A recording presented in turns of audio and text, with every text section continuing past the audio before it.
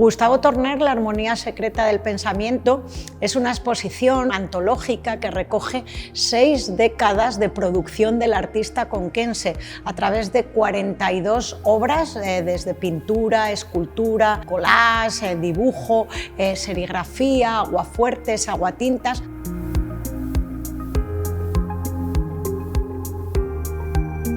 Hacemos un análisis muy profundo de todo el pensamiento del artista, un artista multidisciplinar que cultivó todas estas ramas del arte, siempre influenciado profundamente por una reflexión sobre la naturaleza y resolviendo todos los conflictos y todas las revoluciones interiores que él sentía como artista a través de sus obras de arte.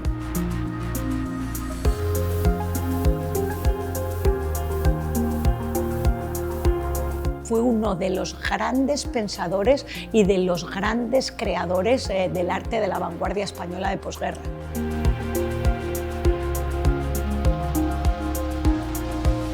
La exposición se estructura en 4 secciones. La primera está vinculada con esa reflexión sobre la naturaleza y la presencia de la materia y el vacío. La segunda con esa geometría y ese orden místico de sus producciones en esas etapas de los años 60 y 70. La tercera vinculada a la poética del silencio, que hemos titulado así porque habla de su obra gráfica, mientras que la cuarta habla de esa transversalidad y esa multidisciplinaridad que el artista trabajó a través de su labor como diseñador y museógrafo.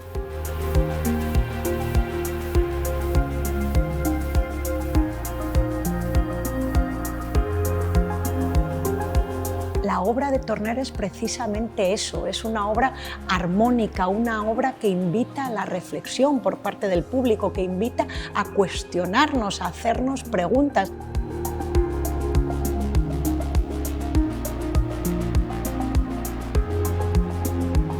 Creo que es una exposición muy completa que va a despertarnos esa emoción, esa reflexión y que nos va a ayudar y nos va a invitar a entrar en el mundo interno de uno de los grandes creadores y de uno de los grandes artistas españoles del siglo XX.